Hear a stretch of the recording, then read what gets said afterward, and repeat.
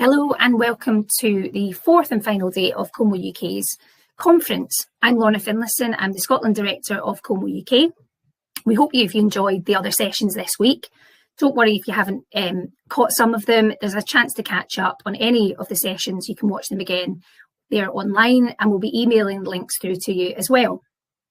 So I'd like to just take this opportunity to thank all of our sponsors for the conference, but in particular Revel, who are sponsoring this session. Thank you for all the support and helping us put this conference on.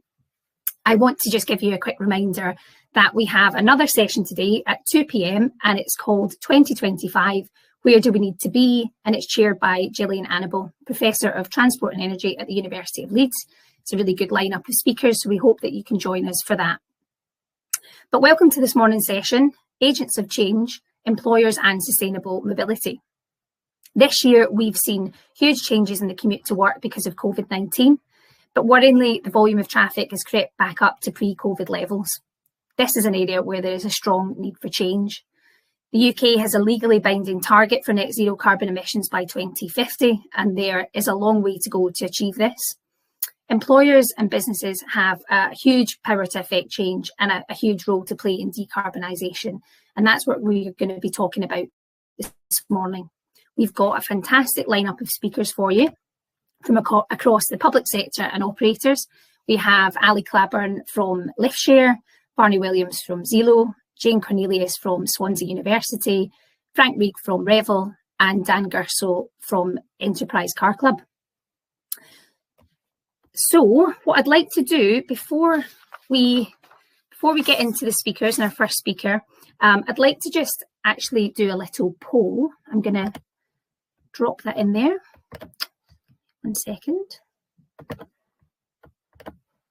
So I don't know about you, but amongst my friends and family, we've all been talking about what's going to happen after COVID. Are we all just going to be working from home forever? What are we just going to be clamped to get to the office? So our poll is, for those with the option to work from home, how many days per week do you think people will physically go into work in the future? So I can see that that's up on screen there. So if I can just ask you all to get voting. We won't talk about the results at the moment. We will chat about those results after we've seen the presentations. So thank you for doing that. I'm going to just start up our first presentation, and if I could invite Ali just to come on. Thank you, Ali, and I'll pass over to you. Take it away. Thanks, Lorna, and good morning, Como. I'm delighted to be here. It's been quite a year, and it's great to be here as part of this panel today. I'm Ali Claburn, founder and CEO of LiftShare, and more recently of our new sister brand, Mobility Ways, which is where I want to focus my attention today. I know I'm biased, but I think that this session is the most important session of the Como event this year. Employers have a huge role to play, as Lorna said, in the future and reducing carbon emissions, and that's been particularly highlighted during COVID, where clearly what employers say we should do in terms of how we can commute will have a really big impact on whether we work from home, how we come to work, and all those sorts of things. As councils up and down the country declare climate emergencies, and many companies are now finally setting their zero carbon goals, they're finally waking up to the fact that if they do not tackle emissions from transport, then we will simply fail to hit those targets. Transport is such a key part of emissions, they've got to focus on that too. And our mission at Mobility Ways is to make zero carbon commuting a reality. And what's really exciting is, having seen the impact that basically a bat in China in February can have on our commuting emissions, I am very confident that we can actually get down to zero carbon commuting, not just net zero carbon commuting, but zero carbon commuting by 2040. In 2017, transport became the largest source of emissions, and the single largest contributor to that is the commute. Hang on, where do I go next? There we go.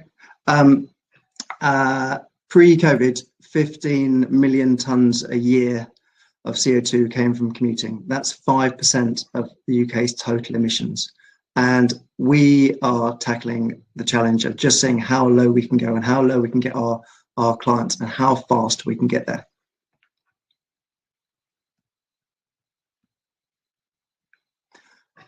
if you're looking at a challenge, for me, I think the most important thing is to look at the kind of the biggest part of it. And when you consider that 82% of emissions on the commute come from the 50% of commuters that drive alone, we've got to focus our efforts there. I've heard some wonderful talks at this event on encouraging cycling, walking, all those things.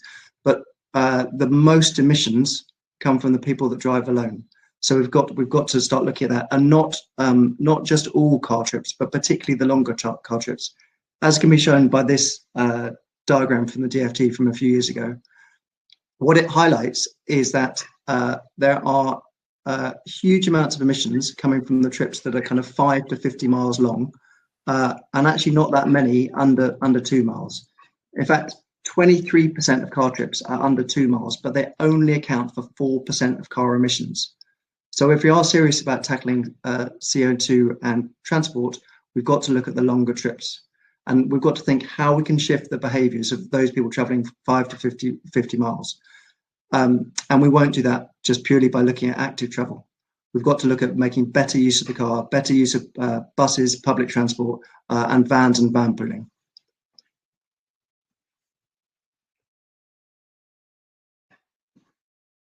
Yesterday, just as an example, I had a call with one of our clients. They have been trying to set their carbon emission goals, and only recently they started realizing they needed to include transport. The challenge with including transport is it's quite a tricky one, or perceived as being a tricky one to tackle, particularly around commuting. The idea of having to ask all your staff what car they drive, how far they drive, how many people they've got in the car, whether they come by bus, walking, it felt very complicated. And one thing that happened early on in COVID is we didn't quite have time off, but we had a chance to reset our thinking. And we wanted to tackle this challenge of seeing if we could make a really simple way that people can start tracking their commuting emissions. And we came up with a new tool, which I want to show you. So I'm really struggling with this thing. There we go. Okay. But before I do that, I want to talk about potential. So if we're trying to reduce emissions and shift travel behaviours, we need to think, what is the potential right now? We can't wait for all these electric cars to come on stream. We've got to think what's possible right now. So what this diagram is showing is currently 15% of people walk or cycle. But the exciting thing is that 42% of people live close enough to work to walk or cycle to work. 18% of people travel by public transport, but 46% of people have decent public transport available to them right now.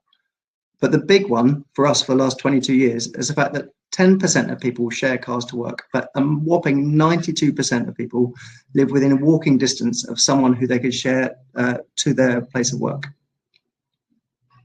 And there are a mighty 45 million empty seats on our roads every rush hour in the morning. There's a huge potential for change. So, Mobility Ways, why we set it up and what we do. Mobility Ways was set up to tackle the challenge that our client yesterday was talking about. They wanted to measure and benchmark their CO2 from commuting. They wanted a simple way to do it. So we've basically developed a dashboard where they can put in all their travel survey data from any previous years and their current year, so they can track modal shift year on year. But more importantly, we've come up with this new tool called ASIL, which you see highlighted here at the bottom, which is, as you'll recognize it, it's slightly like the EPC Energy Performance Certificate rating system, which basically aims to demystify the commuting emissions. ASIL stands for your average commuter emissions level score. So if you've got 1,000 employees and your total emissions are 8,000 tons, you will have an ASIL score of 836. I would love to spend more time on this because it's really, really exciting. But we've actually got a webinar next week if anyone wants to find out more. But what we're doing at Mobility Ways is we're letting people measure and benchmark their CO2 from their commute. We then work with a range of partners across the mobility landscape to help engage with that client to provide new services. And it's great to have Enterprise and Zeelo, two partners who we're working with different clients on just doing that. And really excitingly, we've created a new certification mark that companies, if they reduce their ASIL score by a set percentage every year, they can be certified for doing so. So we're trying to make a really simple way to get them down to net zero. As well as introducing ASIL, I wanted to share with you some of the insights we've got. So this summer, we have done multiple surveys of our clients, and here is just one example. Lorna earlier was talking about how people want to travel, want to work from home. And at this particular client, what was really interesting was at the moment they've got 60% of their staff working from home, with very few in the office. But when they get back to the office, only 8% of people want to continue working full-time from home. However, most of their staff want to work between 2 and 3 days a week from home. So previously, this client had really big parking problems. They had access problems, all sorts of issues, but they don't foresee moving forward they're going to have those same parking problems. They're going to have different issues around getting people to work and how to reallocate their workspace, but they're not going to face parking problems in the foreseeable future. What was also really exciting for us is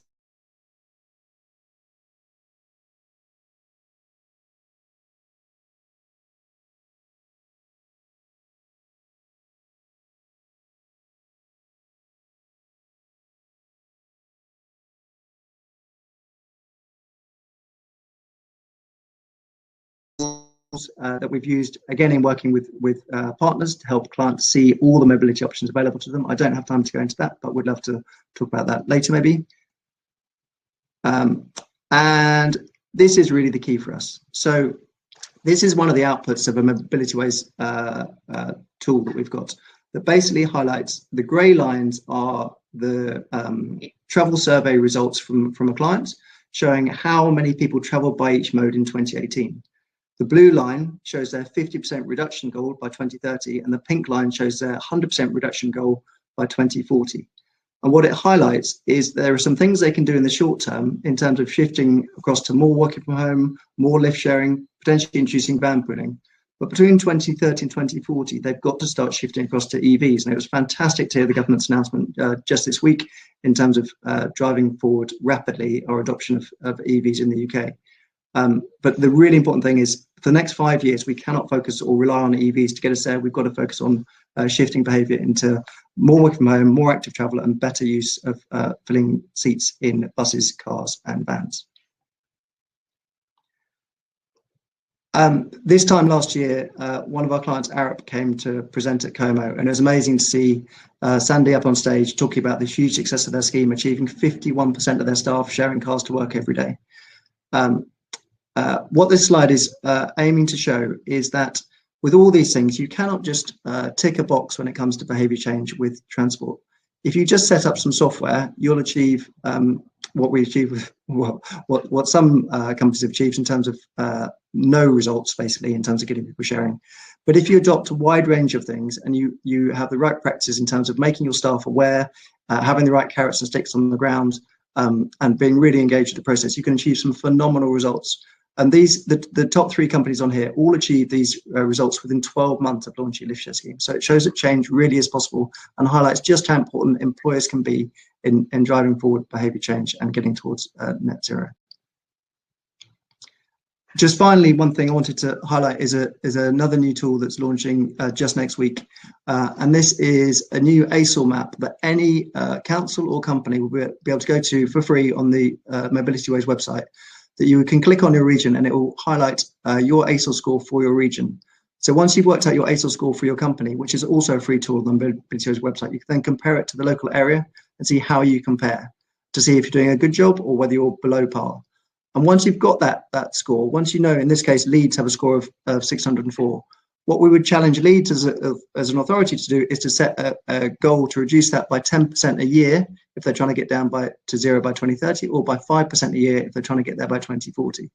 So for Leeds, they'd have to reduce by 30 ASOL points every year in order to get down to net zero by 2040. So it's a really simple way of them seeing how people are currently travelling, but also seeing how they need to shift behaviours across to new modes moving forward. And that's the overall summary for me. I'll be delighted to take any questions later, and if anyone would like to see any further information on the ASOL map or the ASOL score, we'll be doing a webinar next week that you can email me and I'll quickly send you details. Thank you very much. Thanks, Ali. Thanks for that. So I think the ASOL tool sounds absolutely brilliant. I think just taps into the idea that local authorities have got a big role to play in this as well. I think that's really important. It's a really great tool. Looking forward to hearing more about that. Maybe there'll be some questions. And I should have mentioned actually, at the beginning, so sorry I didn't, but we'll be having the Q&A after all the presentations, and we'd love to get through as many questions of yours as we can, so just pop them in the chat and we'll get to those after the presentations. So I'd just like to call Barney onto the screen. Thanks, Ali. And yeah, thanks Barney. Take it away. Many thanks, Lorna, and good to see everyone here today, and great to be involved in Como. For those of you who don't know, I'm Barney Williams, co-founder of Zeelo. So Zeelo is the bus sharing company for commuting and school runs. I thought I'd start the presentation by outlining some of the challenges we solve for some of our clients. I think the important thing here is that we have to identify challenges to solve for those clients in order to drive sustainable changes for them. A lot of the clients that we work with don't come to us and try and solve CO2 emissions straight away. They're looking at core challenges that affect their business on a day-to-day, and these tend to evolve around these 4 key challenges. So the first is car parking pressures. Large sites with 1,000 employees at each site, but with less car parking available for those staff than they hope for.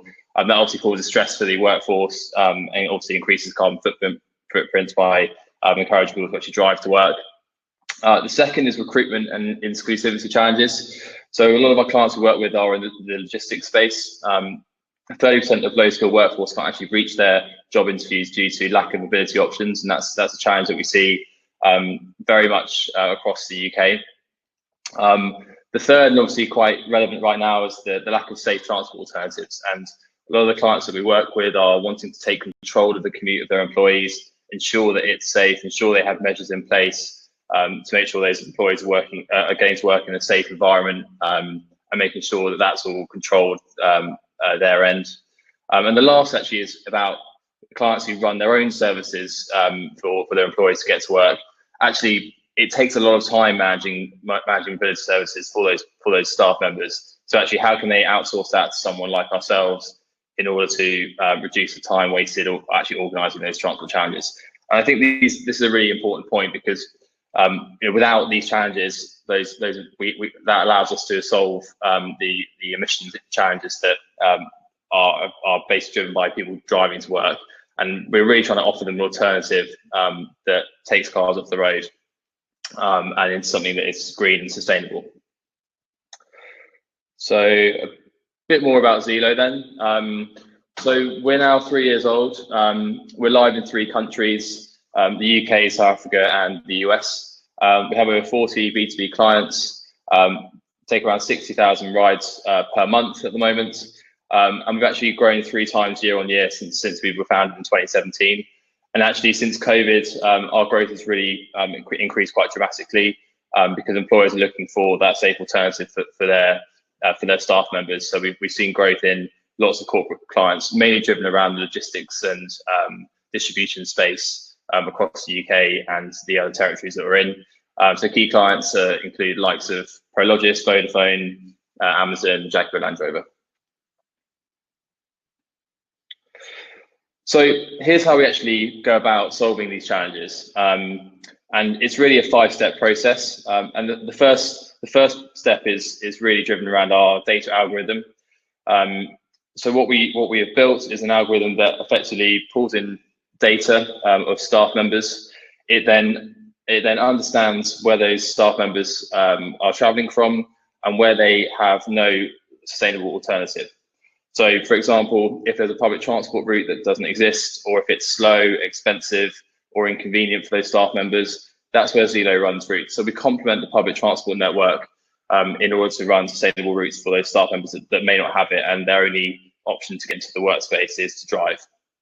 Once we've built those routes, we upload them onto our app and website. We have very simple, slick, easy to use tools that have been built from the ground up to ensure the commuting experience for those employees is super slick and convenient. They can manage their travel passes on there. They can track the vehicle in real time. They can speak to our customer support team at any one time. It's really there to be a very, very simple tool for those employees to get to work, to manage their commute on a day-to-day basis.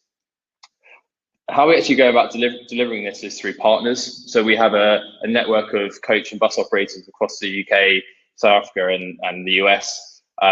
We spend a lot of time training those operators, we vet the drivers, and we ensure they're trained with all our technology. And we really work hand in hand with them to deliver a great service for our staff. Obviously, it's within our interest that they deliver a great service, and we spend a lot of time making sure that they are vetted and trained to deliver for us. We provide great reports for our clients so they can very clearly see how services are performing. But also what it allows us to do is have conversations about how we can actually improve the service going forward. So how can we change routing? How can we change pickup points? How can we change timetables to fit around the staff that we're trying to serve in a more convenient way? And doing whatever we can to really drive those ride numbers up and in the right direction. And that's supported by the last point, which is our support team. So not only do we have account managers and marketing managers to drive services in the right direction, we also have a 24/7 customer support team here in London that is there for riders, drivers and clients at any one time. That really allows us to have a fully managed end-to-end solution for our clients that we work with, and hopefully it drives the employees and drives the employees in the right way and actually getting them into something that's sustainable. And when we really come to these kind of conferences, a lot of people put us in the DRT bracket, so the demand responsive transport bracket. And actually, this slide really is indicating that we don't see ourselves that way. And there's some key differences and some key reasons why that is. I think the main reason really is that we are trying to tailor solutions for the employees that need us the most. So we have very specific use cases. So we will tailor a service around a specific site, a specific office, a specific warehouse that we work with. We have fixed routes, so our routes don't change, they're not dynamic. And obviously we have a very flexible supply model. So our size of vehicle can scale up and down, the size of fleet that we utilize scales up and down thanks to our large vetted network that we have. And the key reason really is that the employees that we work with, they need guarantees of when the service is running.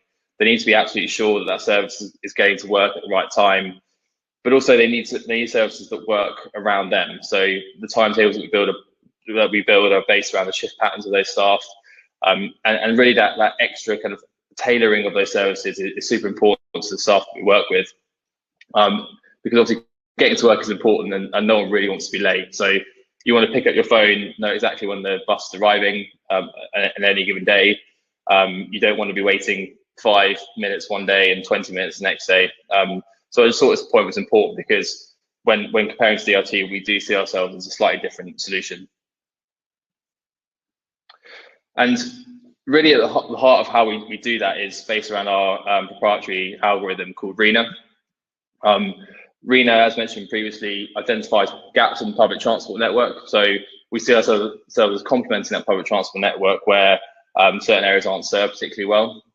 Once it finds those key areas, it designs routes that are compelling to riders. So we can actually very quickly pinpoint certain pickup locations where people can walk to, ensuring that they're a safe place for people to get picked up in.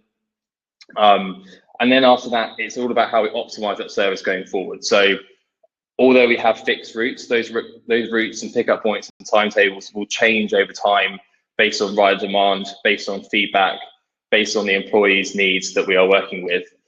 So for example, if the client we're working with is looking to hire in other areas and there's a new data set of employees coming in, we would adapt our routing to work around that to ensure that those employees are also catered for. So a use case, and obviously everyone's familiar with Amazon. Amazon's one of our largest clients, and what they really use us for is to attract employees to their sites. So actually using us as a really powerful retention tool and attraction tool for staff, but also to get people out of cars and get them into something sustainable. So Amazon now, we have 11 sites across the UK.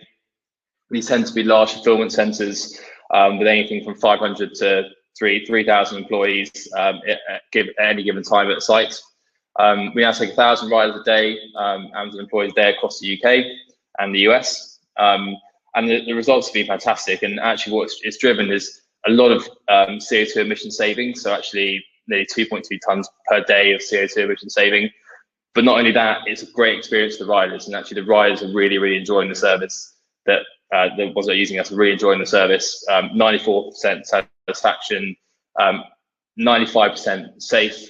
And actually, we put lots of COVID measures in place, such as social distancing, both physically on seats, but also virtually through our booking technology, deep cleaning of vehicles, and as an audit trail of that we can provide back to clients. And also through our technology, we can provide contact tracing for those employees. So we can alert people if they've been traveling with someone that may have had the virus. And all these controls are very valuable to clients such as Amazon, who want to be sure that they're not risking a large workforce with any unnecessary commuting. And actually, the results speak for themselves.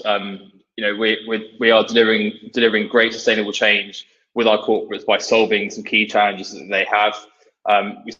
We save 112 kilograms CO2 per trip. We take 30 cars per bus off the road. And also, not only that, we also have a great amount of savings in terms of money savings for the staff that we serve, saving more than £75 per month versus actually those riders using a car. And that's mainly because it's being heavily subsidised by the client in order to drive that change for those employees to use something that is green and sustainable. So that's it. Thank you very much, and looking forward to taking your questions later on. Thank you, Barney. That was fantastic. Love the name Smart Bus. I think that just really sums up what I think of the service as, and just great to hear about the help for low-income workers. Really interested to hear more about that, and the fact that the service complements public transport, as I think sometimes people think it's an alternative to or something different, but that was great to hear. So thanks very much for that. I'm going to ask Jane to come on next. Hi, Jane.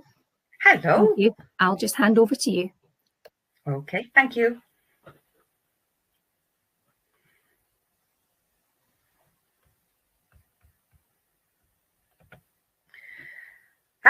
Now, ours is quite a different perspective, because it's a university or an educational experience.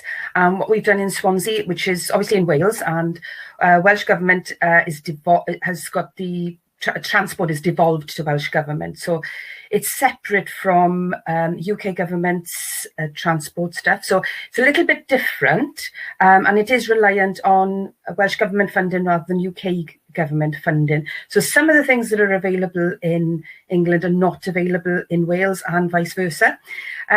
Ours is a story of two parts, really, and it's pre-COVID and post-COVID. And give you a little bit of background with Swansea University. We've actually signed up to, or we've declared a climate emergency back in October 2019. So we do take environmental stuff very, very seriously. I'm actually part of the sustainability team. We've now got a climate emergency plan. And also we've got something called Path to Zero. And a part of that is to reduce the number of flights, to reduce single occupancy cars, and to really think about the way we travel. And one of the things that's part of that is, do you need to travel? So things like this now, a webinar type conference, absolutely brilliant. And we want to see more of it. So just to go back to Swansea University, the background is, it says 20,000 students. There's roughly about 23,000 students attend Swansea University, or are students at Swansea University. In 2015, the whole geography of the estates within Swansea changed, and we became a dual campus university with two major sites. The second site being a £450 million Bay campus, which is 6 miles from the original Singleton campus, which is still there. But the main thing I think with that is that it's in a different local authority area as well. Because of land lock-in within the Swansea local authority, there was nowhere to build. And the nearest site was, additional site, which was big enough, was at the Bay campus. We've got very limited parking at Bay campus. So obviously that would make a difference between the way people travelled. And part of the move to Bay campus for some of the staff was asking via a survey how they were thinking of travelling, how they were expecting that they would travel. 25% of the staff and students that would travel, that were going to be moving, stated that they walked at the moment. So back in 2015, they were walking to campus at Singleton. They were now going to have to travel 6 miles. The majority of those actually said, well, we're going to have to drive. That was the only option they could see. So there was roughly at the time 600 staff that were moving down, then 6,000 students who would be studying there daily, and 2,000 students would be resident within the campus as well, Bay Campus, and some of those would be travelling to Singleton. There were no bus services to the new campus, so everything would have to be new. Cycling also would need to be encouraged, and there was funding as part of the Section 106 agreement that the university would upgrade and fund some of the works to improve the cycle network. Obviously, we had to address safety as well, because where the campus is built, there isn't, because it's the first big site that's been built down there, and it's quite lonely. It's quite different, even though it's the same distance from the city centre as Singleton campus is. It's the potential and the perception is that it's not as safe. And also, as I said earlier, previously a lot of people walked to Singleton campus, and people didn't know how to cycle to the Bay campus. So what did we do? As part of the agreement, I was employed. So as part of Section 106, one of the first things was to employ a travel plan coordinator. So I was employed as a travel plan coordinator. And the very first thing we did was we surveyed all the staff and students. We set up a forum.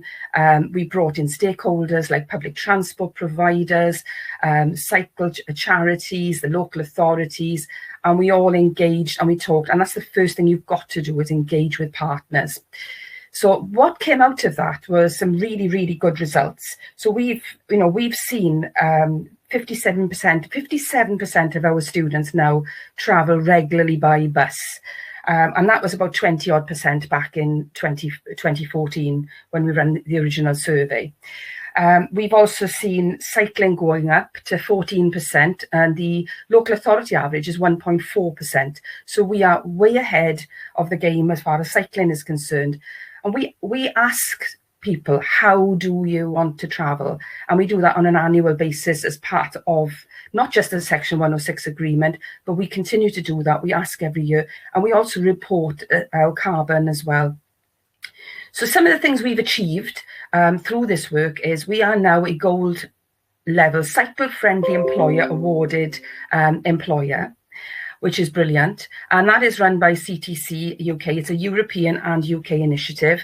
And they come in and they externally audit you. So we knew that we had good cycle provision and good cycle facilities. And they come in and they do a whole host of auditing. And they look at things like how far away is your car parking, whether you've got good communication skills as far as sustainable travel is concerned, and what you're doing for cyclists. And we just gave them free rein to come in and talk to our staff. Some of the stuff that our staff said was absolutely brilliant. The things they measured us on were things like the Santander bike scheme, which we have in place. Now that is quite different from, I listened to Glasgow yesterday, for instance, and Cardiff and places like that have next bike schemes. Ours was actually part of a competition, and back in 2018 we won the first ever university's bike scheme, and that was to provide £100,000 worth of capital funding to put in a bike scheme. But what we did was we looked further than just the university, and we had 5 hubs put in between the 2 campuses. But we also engaged with a community council who've put an extra hub in down in the Mumble. So we now have 6, and we're looking to extend. That is working really, really, really well. And we were the first university as well who actually won this competition, as I said. And it culminated with a crowdfunding in the last month of the competition. And you had to crowdfund the first annual expenditure for the scheme to keep the scheme running, and that was for £54,000.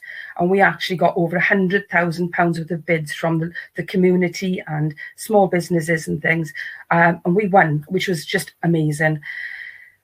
We've also, as part of what we do, we have really good arrivals programs, which is face-to-face, and we bring in partners. You can see a bike shop here now who give away stuff to students. We've launched the first university travel line scheme within Wales, which provides dedicated student travel planning information for their journey by public transport, cycling, etc. We launched it in Swansea, and now all the universities in Wales have signed up to this. We provide free locks and lights to all our students, and we provide free bike parking so that we encourage active travel. The message is, do not bring a car. We've also are the first university in Wales to provide a on-site, and it's part of our training programme, ride leadership training programme, and we offer that to students and staff every year. We've now got 20 staff regularly every year signed up to this programme, and they take other students and staff and local community out on commuter rides. It's run by Welsh and British Cycling, and they also are first aid trained, and it's really, really popular. We had a fantastic event in March where we had 30 riders for International Women's Day. We've also put in place a fantastic, award-winning bus scheme, which is a 24-hour bus network, and that links the two campuses. And what we've seen is, as I say, we've got 57% of our staff and students now using the bus to get to work. So, COVID then occurred in March, and all this went down the pan, and we've gone back now to 2014. So we've got, our bike scheme was closed by the local authority and it didn't open back up until July because of COVID and the worries surrounding it. We haven't been able to provide any lead rides since from March. There's been a reduced bus network, and the message has been from both UK and Welsh Government, don't use buses. And no students have been on campus, obviously, until September, and now there's very limited face-to-face, and just about most staff are working from home unless they have to be there for students. So very low numbers of staff on site. No car sharing at all. More Zoom, it's just taken over our lives for something that we've never heard of before. Everyone now is using Zoom, and there's an upside and there's a downside to that. We've also got uncertainty around student numbers. We actually don't know how many students are going to come from abroad internationally. That impacts on our budget as well. So, obviously we rely heavily on international students and EU students. We also have no in-person arrivals fairs. So we don't have a freshers fair or an arrivals fair. So this has really brought about some challenges. So as you can see from this photograph, everything has just gone. We've still got awards for all our travel planning work. You can see the Transport Minister for Wales there giving us many different awards during the Chartered Institute event. And also we've obviously kept our Cycle Friendly Employer Award. They can't just take that off you. So what are we doing going forward to ensure we go back to doing all the things we were doing? So we actually put in place some new travel pages on our website, and we push sustainable travel. The message is, don't buy an annual bus pass because we don't know what's going to happen with buses because of local lockdowns, etc. But we are pushing the bus app so that they can travel by bus when they need to. We promote sustainable and active travel digitally. So even though we can't have the cycle user groups and the bike user groups face-to-face as we've done, we now carry those out by Zoom, so students and staff can attend bi-monthly events and they can talk to bus operators, cycle charities and ourselves, and we take on board what they're saying. We also have a student arrivals app. We did have a student arrivals app, and that is continued, and it includes sustainable travel, so they've got it on an app on their phone. We are going to be providing free lights and locks and bike marketing. We're looking at an option of how we can get those to students in a safe way. And we also have started back on the lead rides. it seems every time we start them back, we go into another lockdown, but that's another challenge for us. So keeping the ride leaders motivated is also another challenge going forward.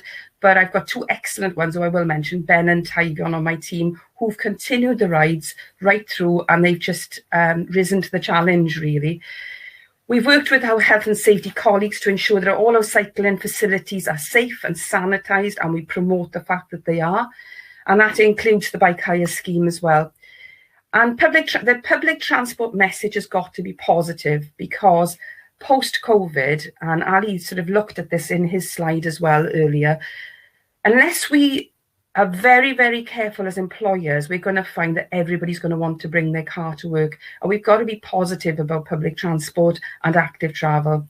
But with public transport, we've got to promote the fact that going forward, it is safe to travel, and the public transport network has got to be there. If it's not, then people are just going to revert to cars. So we are promoting this with students. We're working with the bus companies and saying, it is going to return after COVID, and it's safe to do so. You are going to have your 24-hour bus service back. We work with partners at the local authority and charities to rebuild for the future, and we are being very positive about the future. And as I said earlier, we've got a Path to Zero project, which is to address climate emergency, which does include transport. And we're going around all the different faculties, all the different areas of the university, promoting this and providing targets as well for each and every one of them. One of the things that is very, very important is communication. Let's ensure that we keep communicating positively about sustainable travel. That is the only way that we're going to address that in the future. And you can do when everything is just removed and everything goes belly up, really, is you could say, I'm totally, I'm disorientated. I really am not very positive about this. But what we've got to think of is we've got something to rebuild. So we've got to look at our communication being key, and rebuilding, re-educating as well our staff, so we can tell them that, constantly changing the message as COVID does improve. Reinforce, and that's not a typo, that's a made-up word by myself. So we've got to enforce the messages as well. We don't want to say to people, oh, now you can park as much as you like. We've got to reinforce that message and say, you cannot park. We want you to use public transport, and as well, obviously, use all the niceties and the things to encourage. So we've got to react to things. I mean, we are reacting from day to day with COVID, and as that message changes, and we've got to reassure staff that everything is safe. Things are safe to use. When things are back to normal, it will be safe to use public transport again. It will be safe to cycle, and we've got to reassure them that it is the right thing to do.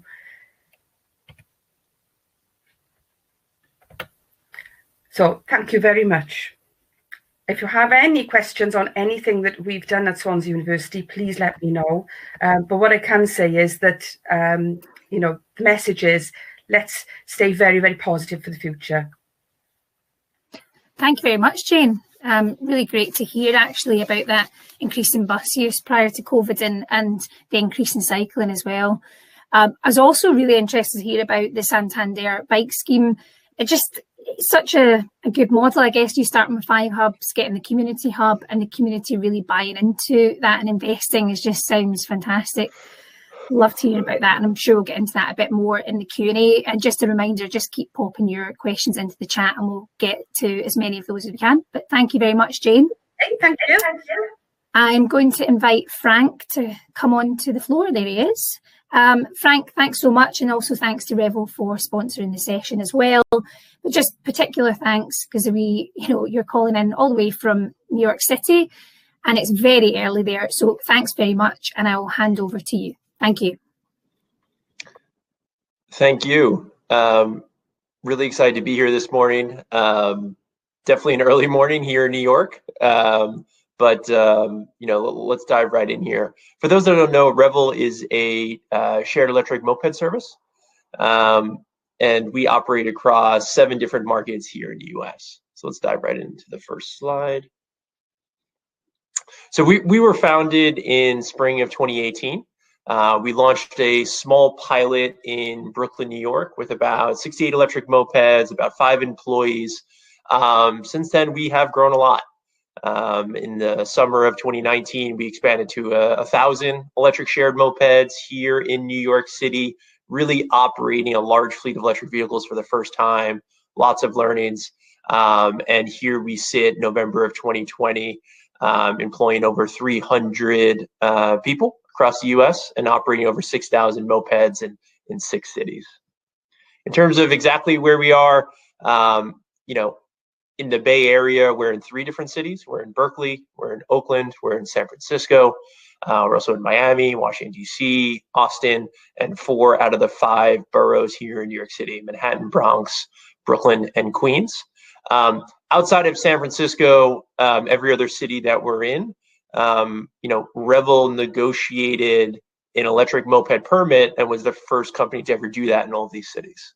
So in terms of working with cities, working with governments, as partners, really sort of leading the way here in the US on the electric moped front.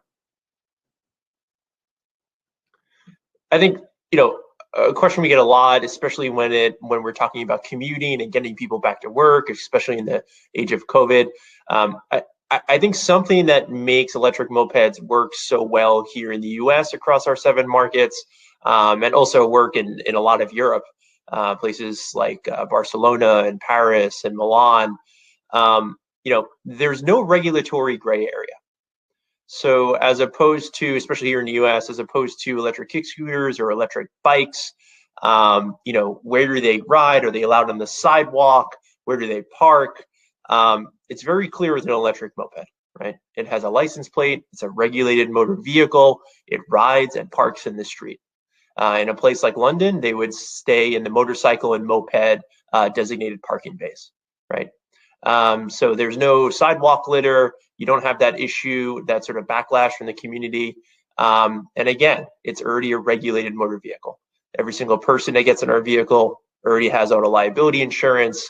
And that, I think, has allowed us to have also just a really good relationship with both the cities we work with and also the communities that we operate in. I think anything that is parked on the sidewalk creates a lot of friction.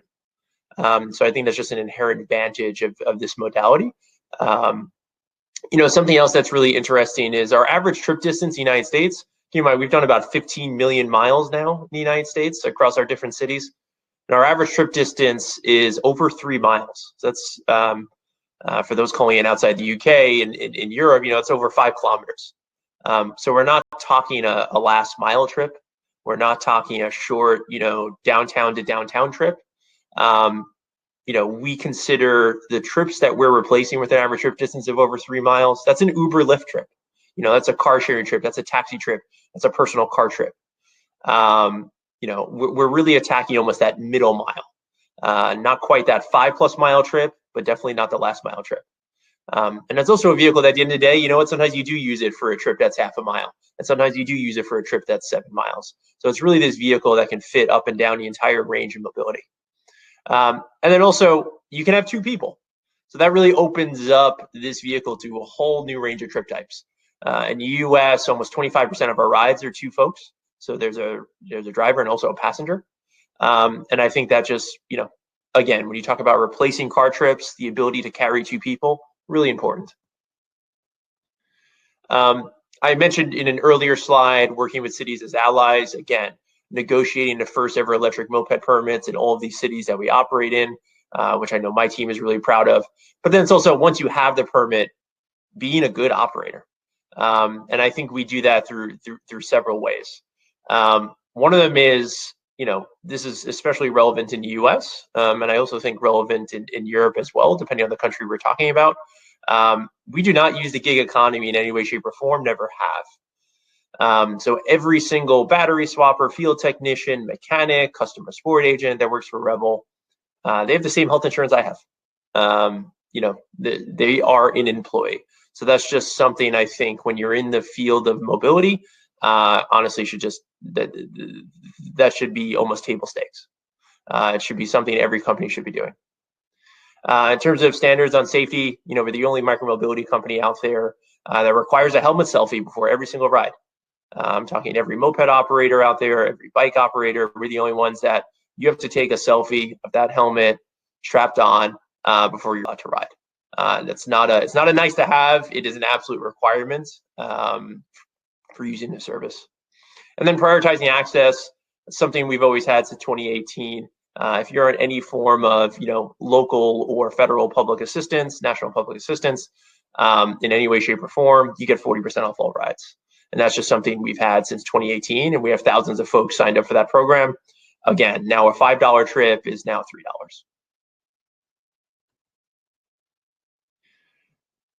Because we're focusing on commuting here on this panel, I just wrote some name downs on this slide. I think when we talk about commuting, it's really two things. It's partnerships around parking. So I have Industry City here. That's a big real estate development here in Brooklyn, New York. But I could have written many other developments here, as well as other cities on this slide. The point is special parking arrangements at big real estate developments, whether they're commercial or residential or both, to get people to be able to offer another option, right? So we have all sorts of agreements throughout the 7 markets that we operate in for designated parking at these commercial and residential areas, so that folks can use it for commuting.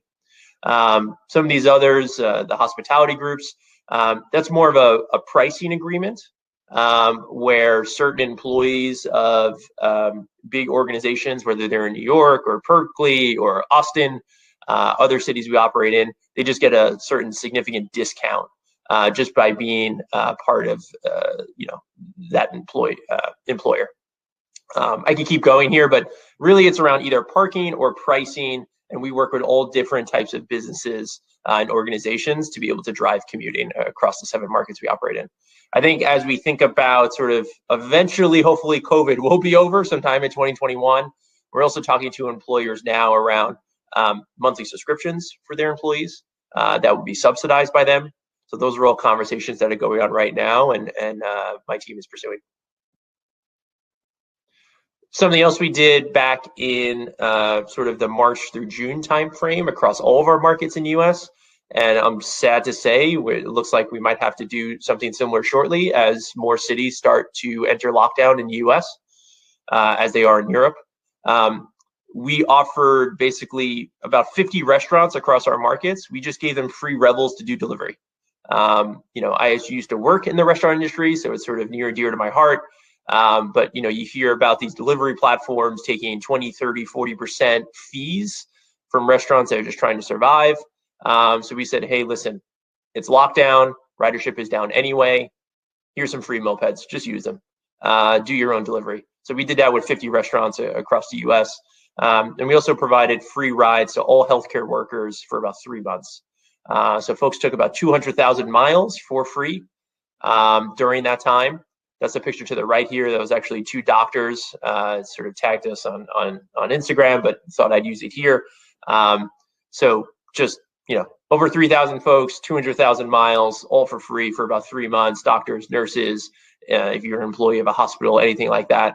And as I mentioned, unfortunately, that program might have to come back because we're going to need to do our part. And unfortunately, COVID is not over. So then I will stop there. Thanks, everybody. Thanks very much, Frank. That was fantastic, and just so many points I think to pick up from there that I'm sure we'll get to in the Q&A. But great to hear about that middle mile, how the service is replacing those middle mile journeys, and that there's real evidence for that. So that's obviously crucial to decarbonisation. Love the helmet selfie as well, because I did, thinking about the safety element of these rides. So it's really good that that's built in, and it's just something that has to be done. Another area that you talked about on partnerships, I think, that's an area that Como's also trying to work in with housing developers, making sure in new developments there's provision for shared modes and sustainable modes. So that'd be really great to hear more about that. But yeah, definitely a priority there. So thanks very much, Frank. Thank you. I'm going to ask Dan to come on. Last but not least, Dan. Thank you. Thank you so much. I will hand over to you. Thank you very much, Lorna, and good morning, everyone. and thank you, Como UK, for inviting me here today. So I'm Dan Gersel. I'm head of Enterprise Car Club for the UK and Ireland. We operate the largest car club car sharing network in the UK with circa 2,200 vehicles operating up and down the UK, helping 180 local communities, cities and towns with shared rides. So today I'm going to take you through 3 different examples of what we're doing to collaborate and partner with really key employers in order to achieve sustainable mobility. Okay, so just before we begin, I think it's just important to say that Enterprise is more than just daily rental. We're probably best known as a traditional car hire company, but actually we are so much more than that.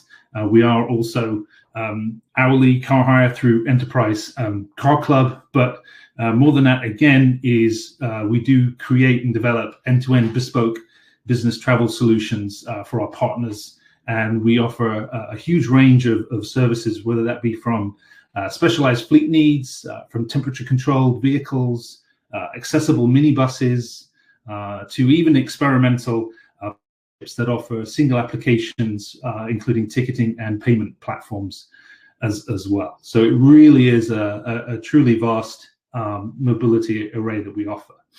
And these solutions are ultimately driven by our customers and their ever-evolving desires and preferences. And a great example of that I want to just briefly touch on with you now is Commute. So Commute today partners with employers and public transit agencies in the US to provide long-distance van pooling to commuters. So this is really our ride-sharing platform that we have today in the US. And our vision for the future of Commute is to provide holistic community solutions for employers and commuters around the world to make sure that it's as convenient and reliable and cost-effective as possible to get to work in the most environmental and sustainable way. We're currently working through how Commute fits with the various policy environments across Europe. So if you're interested in helping us shape what Commute would look like, we intend to bring Commute to the UK in 2021, and we're very excited about that. If you would like to be part of that, please do get in touch.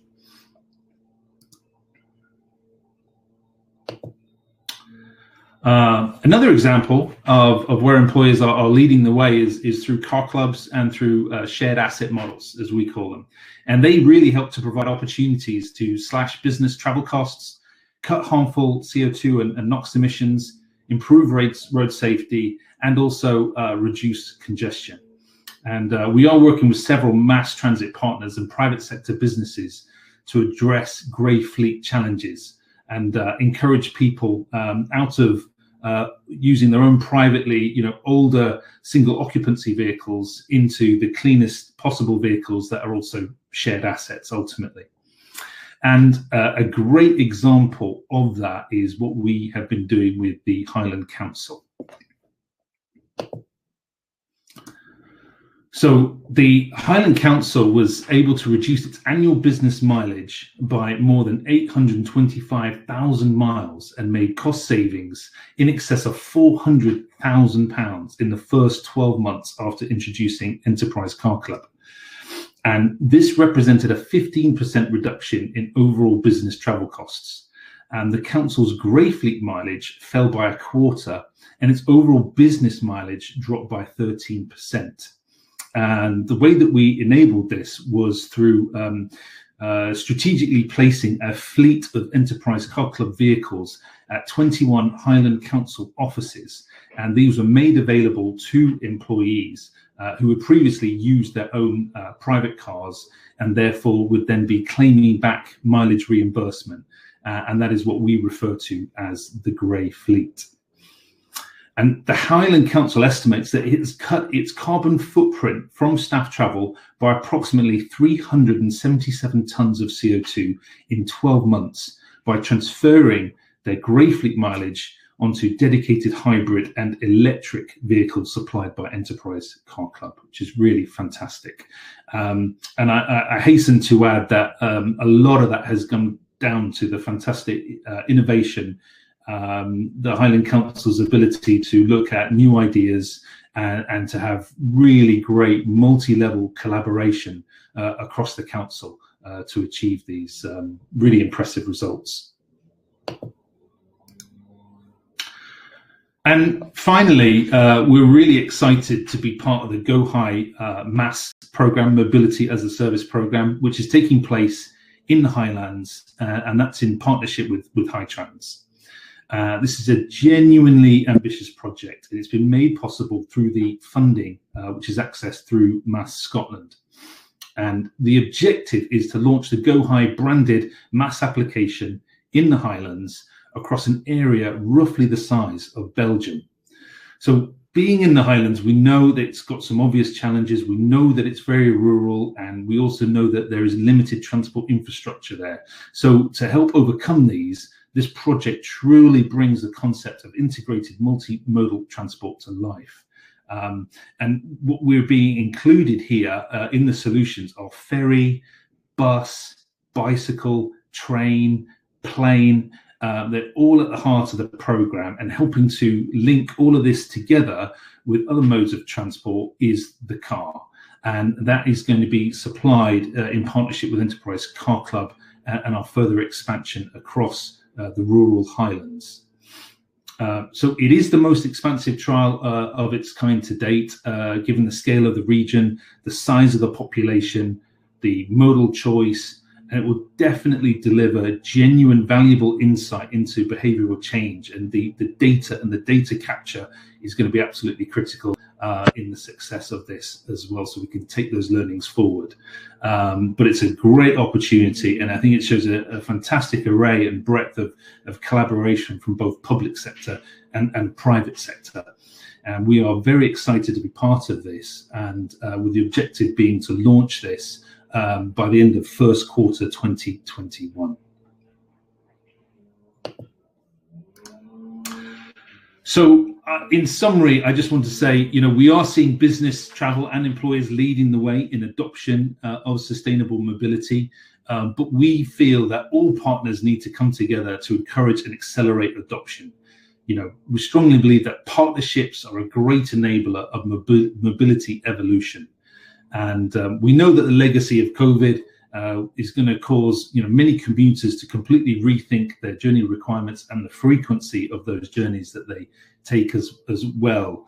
But we also believe when it comes to building back better, we've got a fantastic opportunity to make sure that on-demand access is never been more prevalent, has never been more convenient, and never more cost-effective. And that if we collaborate together, that actually we can make this experience as convenient as possible, and hopefully overthrow the long dominating private car ownership model. So it's only by working together that we can deliver effective and sustainable mobility solutions in the future. So thank you very much for your time, and I'm very much looking forward to answering any questions you may have. Thank you, Dan. That was great, and it's great to hear more about what's happening in the Highlands and Islands. And yeah, we're finding that more local authorities are talking to us about switching to car clubs, switching to car share, and things that they can do to reduce CO2 and costs. So great to hear about that, and the fact that MAS can work in such a rural, remote area. So yeah, look forward to the launch of that and see how all that goes. We've come to the end of the presentations. Thanks to everyone for presenting. That's fantastic. I am going to stop that there, and I'm going to ask all the speakers just to come back on screen before we start the the question and answers. Before we do that, before we get into it, I'm just going to publish the poll. So hopefully you can see the results of the poll on the right hand side, and let's just see what people thought. Ali obviously covered that in his presentation, but yeah, as you can see, we didn't actually put 0 days, which was a bit of an error on our part, because there will be some people that just don't want to go back. So apologies for that. I think it's really interesting here that the majority of people, 47%, said they would like to be back in the office 2 days a week. That's actually lower than I thought. I thought the balance would tip the other way. But there you go. It seems to be more people want less time in the office when we go back. So that's really interesting. We are thanks everybody for putting questions into the chat for us. There's been lots of questions and we'll try to get through just as many as we can. I'm just going to start off quickly with just getting the elephant in the room out of the way. COVID has undoubtedly changed that journey to work. And I just wonder what the panel's views are and how that fits with the need to decarbonise, what challenges you've faced, and have there been any potential opportunities? And Jane, you've touched on a bit of that from Swansea University as well. So it'd be great to hear from the operators, but Jane, any other thoughts from you too? Anyone? I think to kick off with that one? I think we can hear you, Jane. I think one of the things is that if we don't do anything, people will just creep back to what they were doing previously before we set any goals in place for decarbonisation. So people just jump in their car because that's the easiest thing to do. And I think the whole thing about don't use public transport, for instance, because it's unsafe because of COVID, is also going to put a negative thing into people's minds as to, well, if you can catch COVID on a bus, what else can you catch on a bus? Or they could have gone out and bought a vehicle to use during this time. But I think as well, so I think we've got to send some positive messages, as I said in my presentation. But I think the other thing we've got to do as well is to go back, to look forward. So you've got to go back to all the good things that you were doing, do surveys with staff, engage with your staff, ask them what their barriers are to cycling and walk, to keep those sort of communications going, and put in place some measures. So if people have all gone out, which they have done, and bought bikes during this time, that is a fantastic opportunity.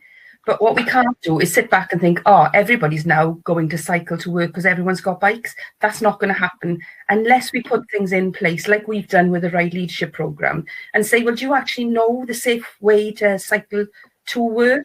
How can we support you? We can take you on a ride between two campuses, or we can set up a commuter ride and we can show you the safe way to. So you've actually got to be very hands-on. Thank you, Jane. Anyone else want to come in on that? I mean, I think we're getting some feedback from you, Barney. I don't know if that's just me. Sounds like you sound like a Dalek, Barney. Yeah. Unfortunately, so I'll reconnect and say. Yeah, if you could, go on mute, Barney. Actually, that's great. Thank you. And does anyone else want to come back in while Barney's getting his audio sorted? I'll just chip in to very much agree with Jane that I think the best thing we did during COVID was to start surveying our members. And we've had thousands and thousands of people coming back in, and we've done it throughout COVID, and it's been interesting to see how perceptions have changed. So we would ask either directly to our public members, so about 600,000 people, or through our clients, how they travel pre-COVID, how they travel now, and how they want to travel moving forward. And once you've got those three simple answers, you can then work with them rather than against them. So if people want to work from home moving forward, if that does suit the way your company operates, find ways to make that happen. And think people can't work, or if everyone worked from home on a Friday, that's not going to help much. But if you can spread that working from home throughout the week, you're going to reduce your parking issues, you're going to reduce the traffic coming into the site. And it's also been really interesting to see the difference in perceptions between like companies and individuals. So there's some really interesting work that's gone on through Decarbonate that about to publish some research showing what people have actively, how they've changed their commuting patterns throughout COVID. And for us, it's been interesting to see that actually more people have been traveling as passengers in cars than they did before, but they're predicting to going back to doing that as normal before. So the levels of occupancy are getting back to as they were before. But the perception is fewer people are traveling by car because there's all this political thing saying don't travel by car. But for individuals, they have felt safer traveling by car as a passenger than they have on public transport. Now, it's definitely better for them to be a passenger in a car than going out and getting a new car and traveling. But but it's really important that we analyze the data that's happened through COVID rather than just making assumptions, because once you look at the data, you see a very different picture from the picture portrayed in the press. Yeah. Thanks, Ali. Oh, sorry, I was just going to see if we could check in. Dan, you come in, but we'll check in with Barney in a moment if this sounds better. Oh, thank you. Yeah, no, just a few points from me. So, I mean, in terms of challenges for us, you know, obviously we're huge on promoting shared assets and shared sustainable travel, and so we took the view that obviously our members' safety and our employee safety is paramount. So we took the unprecedented step, first off, of sanitization. And so every single one of our vehicles is now cleaned, antiviral, with our complete clean pledge prior to every single rental. I'm not aware of another car sharing business that does that literally after every single rental. So that's been a huge change for us. It was a huge challenge, but we were absolutely committed to it, and that's what you can expect if you choose to rent one of our vehicles. So I think that was the first thing. The second thing is, I mean, in terms of how we pivoted, you know, and I think Frank touched on it earlier as well. We also provided free membership. You know, our membership's usually £60 per annum or £7 per month, but we gave free membership to all essential key workers, and half price rates as well for those key essential workers. And now we're in lockdown 2.0. We've now also relaunched that same campaign for key essential workers to just try and do our part to keep Britain moving. So that's a little bit about how we pivoted. And then in terms of the way forward, just to echo a little bit more about what Ali said, for us, there is just a unique opportunity, right, that's available right now. And the war is on the single occupant private vehicle. And how do we get those, you know, those types of trips from privately owned single occupancy journeys into shared forms of sustainable travel, whatever that should look like. And will that be active travel and that whole travel hierarchy? So how can we best position that to really, you know, because I think there's people sitting at home that are obviously looking at their car that they haven't used for a very long time, which is still a depreciating asset, the second most expensive purchase you can make in your life, and thinking, gosh, there's got to be a better way. And there is. And we've all got to come together, I just think, to get that message out there about on-demand travel, and to make that a really viable case for those individuals. Barney, give this a go. I think I think it's not better, I'm afraid, Barney. Sorry about that. We'll come back to you. Just a quick comment on my end, just to kind of echo what Dan mentioned, a little bit of what Jane mentioned. When we were coming out of lockdown here in the US, the demand for Revel and shared electric mopeds was above and beyond anything we had forecasted. So clearly people, you know, when you think of ways to social distance, get around a city, they're looking for ways, whether it's bike share, moped share, car share. People were sort of frightened by public transit. But then that also brings up another question. You know, you mentioned in your question for this was elephant in the room. And to me, the elephant in the room is, will public transport get the funding it needs to actually survive this, right? Because whether it's the MTA in New York City, whether it's, you know, the tube and the bus system in London, the metro in DC, if we allow these transportation networks to kind of collapse, and now that we're going into COVID 2.0, and they don't get the funding we need, it doesn't matter how many car shares, moped shares, bike shares, we're in trouble. So when I think of elephant in the room, it's public transit being funded. That has to happen, or else we're in trouble. Yeah, indeed. And we actually had a question in the chat just to build on. Oh, Barney's back. Let's see if we can hear what we've got. Third time lucky? Yeah, excellent. Great. Sorry about that. Modern technology, eh? So going back to the COVID point, I mean, our business has really fundamentally changed since COVID. And actually, interesting in that poll, I'm sure kind of everyone who answered that poll was probably a kind of standard 9-to-5 office worker. And actually, we haven't really thought about the majority of people that will have to work in certain locations and have to actually be in those locations. And actually, that's what we focused on. So I think before COVID, about 10% of our business across 3 countries was was based around the logistics space and key worker space. Now it's at about 50%. And actually the key driver for us has really been just our change in focus, really understanding that industry in a lot of detail. And that is an industry that sometimes gets slightly overlooked, but it's actually booming. So the Amazon sites, the XPO sites, the DHL sites, they're hiring thousands of people that need to get to work in a safe and convenient manner. And actually those people don't necessarily have access to cars. And also by nature of those sites, they're normally out of town. So actually they're normally pretty badly served by public transport. So that's where we've really focused on. And the value, as I mentioned in the presentation, is actually guaranteeing those COVID secure measures that we put in place, and the employer being absolutely 100% sure that they are almost creating a safe bubble for their employees to travel to work in, and it's dedicated to those employees. So that's really how we've changed our business. It's really just been on the focus in the logistics space, and serving the workers that actually need to get to work every day. Thanks, Barney. And that actually just follows on from one of the questions we had in the chat from Dave H around safety measures. What have the measures been put in place? What have the attitudes been towards that, the communications around it? If anyone wants to chip in on that, it'd be great. Well, one of the things that we've done for both students and for staff is we've had a whole COVID section on transport pages. So we haven't just had COVID information, on everything. We've also had a separate bit just on transport, and we put that on our transport pages. So it's outlining what each and every transport measure has got in place. So for instance, your bus company, we've asked them, what are you doing about COVID? So they put like sanitizer on the uni buses. They've got mandatory masks. We've got these lanyards, which students who can't wear masks wear, so there's no altercation between them and the driver. Distancing measures, and explaining that to students as well. And you've got things like you've got an app where you can see how much capacity is left on the bus.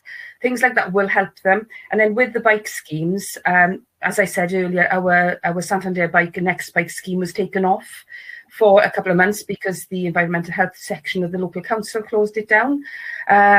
No other bike scheme, I don't think, in the country was closed down, just ours. And that was a very local decision based on people in the community. Since it's come back, we've obviously sent out information on how safe the scheme is and how clean it is and how well sanitized it is, along with information for users. And what we found was when it came back in end of July, the August and September figures that came back from Next Week were 300% higher than any month in the whole of the scheme since 2018. So obviously the community, the students, everyone has taken on board the message, which is it is a safe scheme to use. And the great thing is we've gone into another lockdown since, and the scheme hasn't been removed. So obviously we've got the message out there, and I think that's what we've got to do, really. Yeah, thanks, Jane. And someone has asked, actually, Judith has asked about anything. Yeah, she's saying that, about hearing that the bike share had closed. She's saying, is there anything you'd like to see the university put in place when people start travelling more going forward? Is there anything there you could suggest to Judith, who's in Edinburgh? So is that to do with the bike scheme? Yes, to do with the bike scheme. Well, what we've done is in September, end of September, October, when the students started coming back, what we've done is, because we knew that some of them were afraid to use the public transport network, is we offered 200 free student memberships. So 3 monthly memberships. We didn't give them annual memberships, but 3 monthly memberships just to get them using bikes and back on the bikes again. And what we found was students don't read emails, right? They're not like the rest of us. They don't read emails. It's very difficult to get the right communication through to them. And we just sent an email and we used the normal channel. Within 24 hours, 200 students had signed up for the free 3 monthly membership. So I think if you put free on this on the start of any email for students, they will read your email. Your email. That's the first thing. But I think the other thing is they are using it as well, because we know through the background stuff, that we can check the stats that those students who signed up to that are using the bikes as well, which is, so you think you've got to do little things like that. You've got to do little tasters at the end to get them back using things as well. Great, thank you, Jane. I think we'll just do another quick poll at the moment, so hopefully you'll see this on your screen in just a few seconds. So the poll is, do you think employers should be required to incentivise mode shift? So your options are yes, it should be a legal requirement, yes, but only encouraged to, not a legal requirement. Oh, sorry, I've not hit publish, my fault. So you should see it there. And the final option, no, it's not their role. So if everybody could just start voting on that poll, we can see, take the temperature on that and see. But that's great. We also had a couple of questions, one for Barney. First of all, Barney, do you have any university clients either in the UK or the USA? I'm wondering if it could work with student timetables that they could change each semester, and that's from Katie. Yeah, sure. So the answer is yes. We have the University of Surrey as a client. It's actually focused around the staff at the university, not the students. And their key challenge is that they don't have ample parking at the site to cater for the staff. We are probably going to focus on universities in the US. It's slightly different ball game over there. The universities are larger, and actually the students are traveling from further afield to get to those sites. But in the UK, it will probably be an area of focus for us as well, but mainly driven around the staff commuting, because we tend to find the students live within walking distance, cycling distance of those sites. So it will be more of a staff challenge that we're trying to solve, and it's probably normally driven around one, the car parking challenges they have at the sites, but also how we can actually drive something that's sustainable for those staff members to use. That's great, thank you. So on our poll, just hopefully you'll be able to see the results there. So, yep, the majority think it should be a legal requirement. Really interestingly, 63%. Ali, any thoughts on that? Because I feel like this might be something that you're quite interested in from a lift sharing point of view. On the university side or on the poll? Oh, on the poll, sorry, on the poll. Yeah, really interesting. I think they should, the bigger thing for me is they should be required to report on CO2 emissions in the same way that large employers are required to report on scope 1 and some scope 2 emissions. I think it was a fundamental mistake of the government to exclude commuting from company reporting targets back in the day, and they need to catch up on that quickly, because the reason that the energy sector has reduced its emissions by 60% in the last 20 years and the transport sector has done nothing is because companies do not have to report on their commuting emissions. And it is only those kind of trailblazing companies right now that are signing up to the SBTI initiatives that are realizing that the commute is a huge part. The client I was talking to yesterday had assumed before the conversation that their commuting emissions were relatively insignificant compared to their huge amount of logistics and things they do. And when he discovered it was 17% of their total emissions, he was blown away. And they also realized that it's something that they can tackle. They've seen that they've got a mix of offices and warehouses, and they can clearly see that their offices don't need to go back to work, and their warehouses can be doing much more lift sharing, van pooling, active transport. So they could see not only that they needed to track it, that they also could track it now, and that they should track it moving forward, because not only would it help them reduce their emissions, but it would also help their staff save money and have far better health and well-being. Can I just say, Lauren? Yep. Yeah, I mean, I think clearly employers, of course, they certainly have got a big role to play in this. But if I could just add that I think the policymakers have a really big role to play in this as well. We know, for example, that US transport authorities actually significantly underwrite commute and ride sharing in the US, which has massively helped to promote positive modal shift. We know that there's little pockets of mobility credits and scrappage schemes that's now arising in the UK that I think are really encouraging and really exciting. And if we look to France, for example, with the Long Bill, which provides 500 euros incentive for mobility expenditure for employees to use, I think all of these things really help. So I think that framework policy and devising that framework policy that engenders positive modal shift is also vital in this. That's a really good point. It'd be great to hear what Frank was talking about, the subsidies they've got in the States for scooters or for your mopeds. It'd be great to hear more about that, because you're dead right, Dan, in terms of the incentive they've got in France, in Holland, in the States, in many countries around the world for employers to incentivize their staff to travel differently. That's why they're having big wins. So it'd be great to hear about the American side. Yeah, I mean, in terms of subsidies, it's interesting because right now the subsidies from a Rebel perspective, they come from employers, right? So the government isn't really doing much. In fact, they're almost taking away things.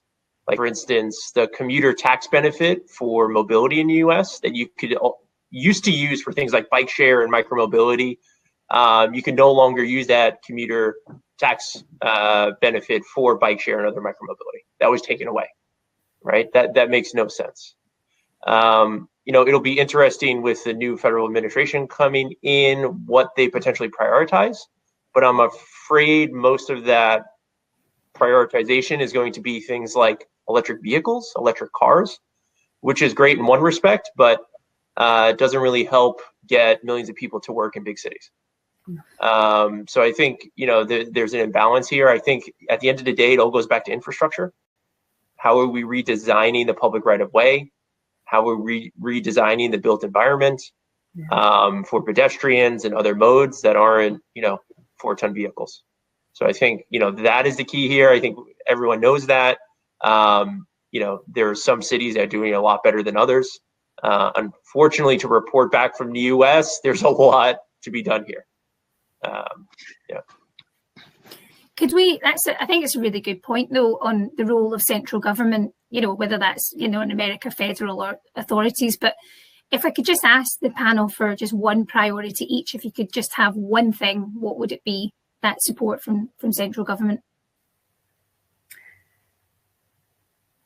I think more funding for infrastructure. I think that's got to go. I mean, for instance, you mentioned EV vehicles. We can say what we like about, we've got a target now to have no petrol or diesel vehicles on the roads by 2030 or whatever it is. At the moment, can you imagine if everybody had an EV vehicle tomorrow, trying to get them charged when, a fast charge is 30 minutes and everybody's cars need filling up at the same time and you're all waiting in a queue, and then it's going to take you 30 minutes to charge. So that's one thing that's got to be put right straight away. So I would agree wholeheartedly with our American friend when he says infrastructure. They have got to invest in infrastructure. You can have strategies, policies, you can say all sorts of things, but unless you invest for the future, it's not going to happen. Laura, I would just say for me, it would be a nationwide scrappage scheme. Which is to get the dirty, most older polluting vehicles, privately owned vehicles, off the road, and that being underpinned by a mobility as a service platform, which is licensed and controlled largely by public sector. So that travel hierarchy is correct in terms of we're promoting active travel and positive, sustainable travel. I think a policy in the US that could be pretty incredible, that could really transform cities, would be every single time a street is repaved, you take away free car storage. It's gone. That would be transformational. It'd be a period of 5 to 10 years, but it'd be transformational. Currently in a city like New York, there's 3.5 million free car parking spots. 3.5 million. That's a lot of pedestrian space. That could be used for all sorts of different things that could make the city healthier for everybody. So when I think of a policy, every time a road's repaved, no more free car storage. Yeah, and we've seen quite a lot of that in the UK throughout COVID. A lot of the schemes that we are seeing some parking spaces converted to cycling infrastructure. We've seen some of that's been accelerated, but yeah, I agree with you. That's a great one. Any other thoughts on this, Ali or Barney? Well, mine's slightly biased, but my kind of request from the government is to make the public tenders more accessible to mobility providers such as ourselves. There's lots of public tenders, certainly in the bus and coach space, that that are pushed out, and they tend to fall within scope of a traditional operator, without fully understanding how startups and upstarts such as ourselves can actually add to that particular process, and complement, not compete. And I think that's really important. I think like getting a deeper understanding of how private operators such as ourselves can work hand in hand with the public transport providers. So actually the whole overall solution is actually an holistic solution that's serving different needs to different people. I think that's pretty key, rather than going to the kind of standard public transport providers that they may have used in the past. I think that's kind of my request from the government if I had one. Thanks, Barney. And Ali, any final thoughts from you on this? So with my lift share hat on, the request for the last 20 years has been a lift sharing demonstration town. Every other mode has had a demonstration town. Taking our home city of Norwich, 90% of all cars throughout the day have one person in them. It's an absolute joke that all the money is going on everything other than making better use of those cars. There should be car share lanes. There should be rewards for companies for having increased occupancy, all sorts of things. And with my mobility waste hat on, it is going back to this, the scope 3 side. The commute must be included in company reports. If companies report on it, they will reduce it. And as the whole panel have been saying, employers have a massive role to play in this. And if they're targeted with reducing it, rather than just relying on the first few trailblazers to do it, every company could do it within a couple of years, and the impact would be huge. Thanks, everyone. I think some really clear calls to action there. So hopefully for any policymakers watching, it's quite clear what we want. Brilliant. Thanks, everybody, for that. I think we've actually just run out of time. So there's no time for more questions, but thanks for everybody for posting those in there. I want to just say thanks to all our speakers as well. Thank you for that, and thanks for all the presentations. I want to encourage everyone who's been on here today just to carry on the discussion in our cafe. You should have registered for that by now. If you haven't, it's in the details in your Daily Digest email. There's a lot of content being shared in there from our speakers, from our sponsors, and it's a great place to connect with other delegates and keep this conversation going. So I'd encourage you all to do that. And I want to remind you also that our next session is at 2 o'clock. And it's called 2025, Where Do We Need to Be? It's chaired by the brilliant Gillian Annable of Leeds University. So hopefully you can tune into that. It's our second last session of the day, but we will be putting out a survey just to get your feedback on this conference. Any positives, any negatives, please let us know, because it really helps us to shape our next online or hopefully in-person event. So please take the time to fill that out if you can. And finally, I just want to thank all of our excellent speakers today. Thank you so much. Thanks, speakers. And yeah, thank you all very much for watching the session this morning, and we hope to see you at the next one this afternoon. Thank you. Thank you. Bye. Bye, Fiona.